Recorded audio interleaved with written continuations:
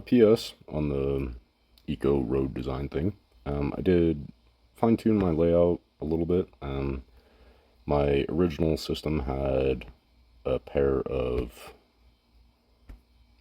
Yuki Tower, Jester, and then one by one locations in front of the Jester. And the issue was that we're um, having to plant one by ones that we didn't actually want. So I tweaked the layout a little bit and planted a pair of two Yukis, spaced the ecos out a little bit more so you can see there's a little gap of some 1x2 roadless between it.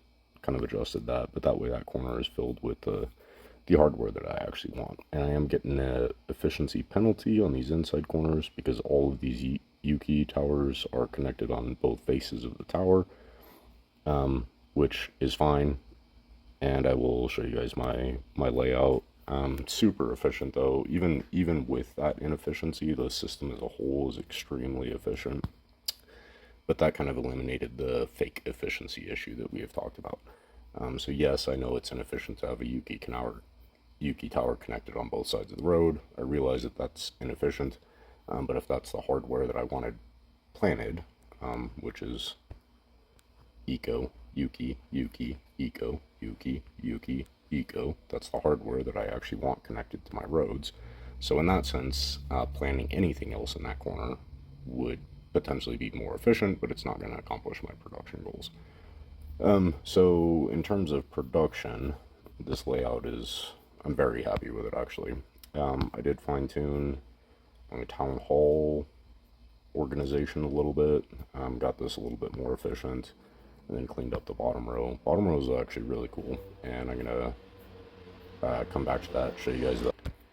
I'm down to I think like 18 free squares, but there is a 1x2 road building and 2 squares and they're factored in there, so I actually have 22 empty squares. I did plant terrace farm though, so take that into consideration. That's a 4x5, so 20 squares there plus the 22 that I have here. I have 42 available squares, compared to the first part of this video before the PS. So this was a new addition. So at this point, I have 22 squares. I'll have to store a hauler or something in order to make room for the next eco, but that's not really a problem. The terrace farm was just kind of a bonus in this video. So super happy with the layout. I did get rid of the fake efficiency, so all of the buildings that I do have connected alongside a road are just the original trees that I had for my layout. I didn't add any more, and didn't want to add more. I'm actually trying to kind of chip away at that stuff and find systems that are a little more efficient at removing those things from the city. On a side note, I was able to add another Yaga's Roost to my road system. So the original 22 roads that I had that I filled with pod homes in the first part of the video, I was able to consolidate those squares by adjusting the Yuki pattern. I was able to consolidate those squares and plant another Yaga's Roost. I have a bunch of them in inventory, and they're really great buildings, but for the most part I do blue in QI, so I don't really need the red attack ability of Yaga's Roost, or just the red attack in general. Most of my city is geared towards blue, but the forge points and recharge benefit of Yaga's is pretty nice, so it was nice to be able to add that back into the equation. I think I still have 3 or 4 more of them in inventory, but it was nice to be able to replant one of them at least.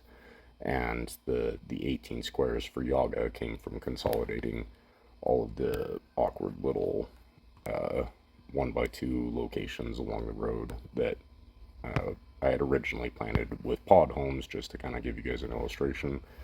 But it was nice to be able to consolidate that space into something that I actually want, like a Yaga's Roost.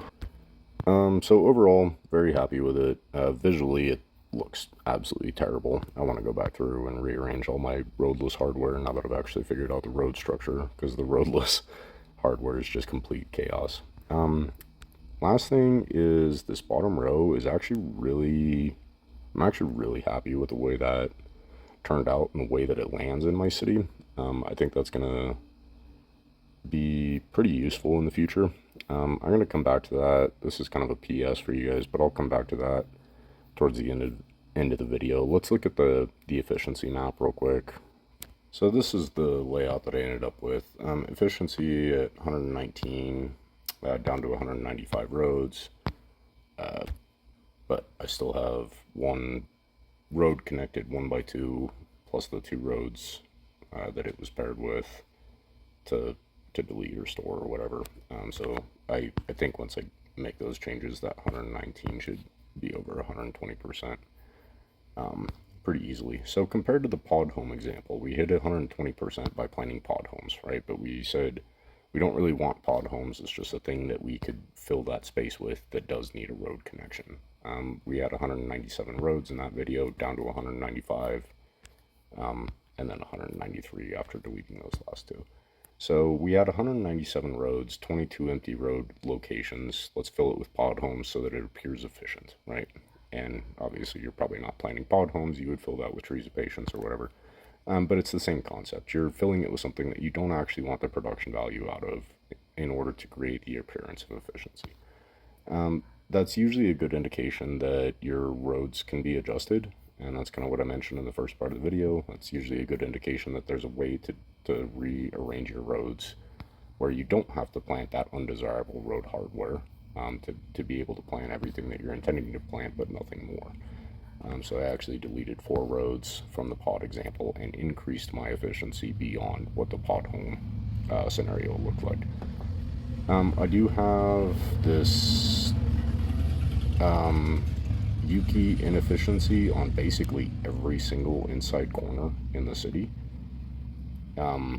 And I'm perfectly fine with that because the buildings that I want are Eco and Yuki. So that's, I mean, if you have to organize an entire city of 4x4 and 6x6 and you're able to get 120% out of it, I'd say that's a win. So yeah, that's pretty cool. There is this inefficiency on all of these inside corners, but considering the overall efficiency of the city, I think that's definitely acceptable.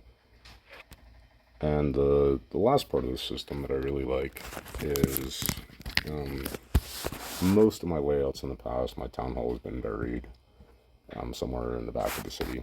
I actually kind of like having my town hall closer towards the front with this little feeder row coming off of it.